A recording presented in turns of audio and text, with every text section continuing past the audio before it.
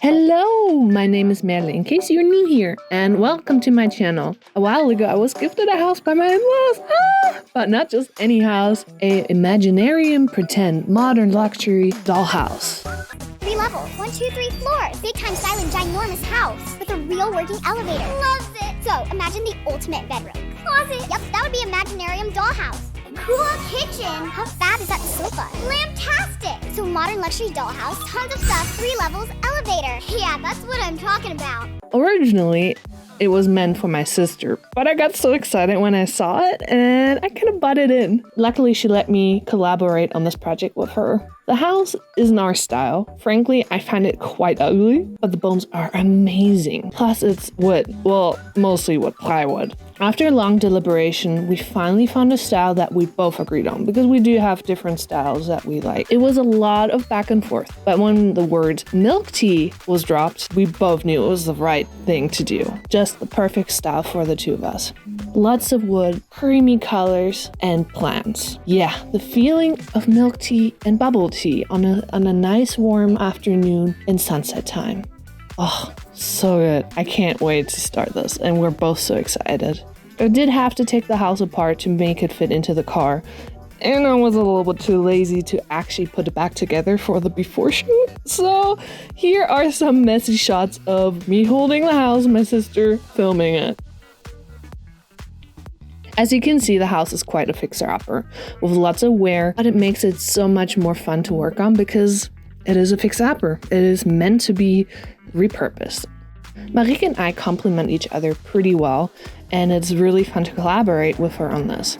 I'm into the details and the woodworking and all those little technical things that she has no patience for, while she's into the painting and fixing up the furniture and styling it, which I don't have patience for. So it's really cool to work in both our strength and bring it together.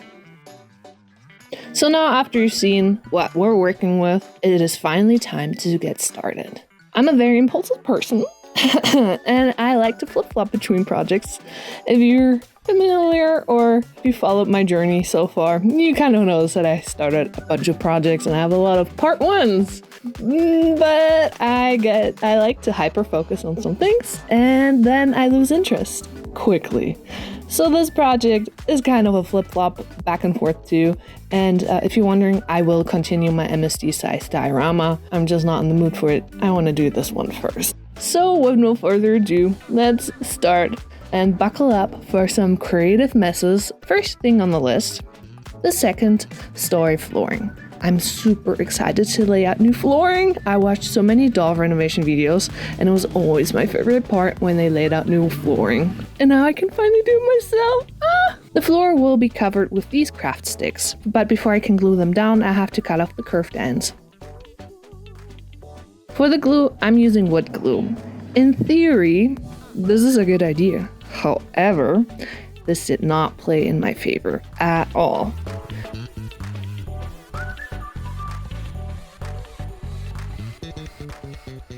As the time-lapse goes on, you can kind of see that the sticks are morphing and twisting because of the moisture from the glue. This made the floor such a messy struggle. I hate it. It was so much work. I really don't want to take the flooring off. Plus, there's a shortage of these craft sticks at my local dollar store, so I'm working with what I have. Luckily, I have a sander, and it saved the day. After sanding, it still wasn't as smooth and even as I would have liked, but it was workable. It looked much better. And to even out the cracks, I went in with this white wood putty. I just have to smear it onto all the edges.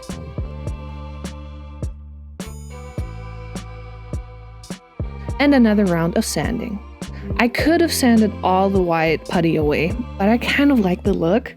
So I stopped right here because I like the little bit distressed look. The only thing now that's missing is polish or stain. But because I like the slight wood and I think it works with the milk tea feeling, we decided just to go with clear wax on this. It sealed up the flooring a little bit. The struggle was seriously real in this, but I'm glad I was able to fix it. On to the base coat of the ceiling. Marike painted it with white chalk paint because the paint has a good grip on the painted wood underneath. First coat all finished! I think she ended up painting like 3 or 4 coats to have a nice opaque coverage. Let's remove the elevator.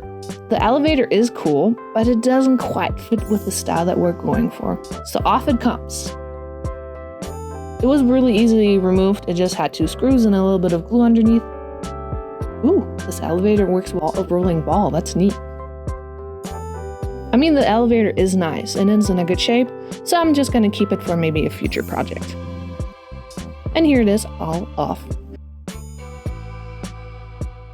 Next, the balcony railing. The railing is painted on one side, but the sides are separate pieces. I'm measuring the length of the side pieces to be able to cut the craft sticks into the right size. Oh, and I forgot to mention, I'm going to cover the whole railing with wood on the inside and outside to give it a nice wood paneling. All cut out! Just the glue's missing. Oh, and many more sticks to be cut out! But this time, with pliers. Way easier on the hands, honestly.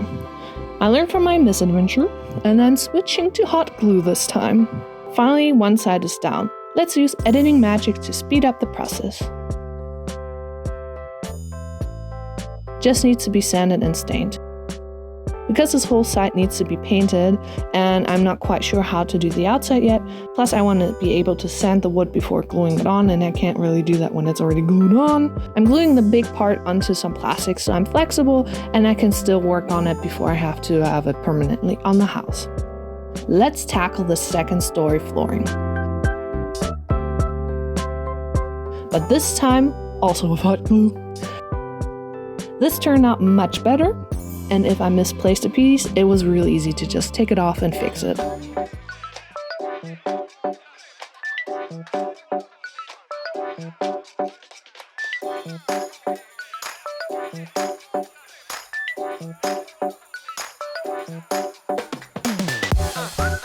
All done, just a sand and stain is missing.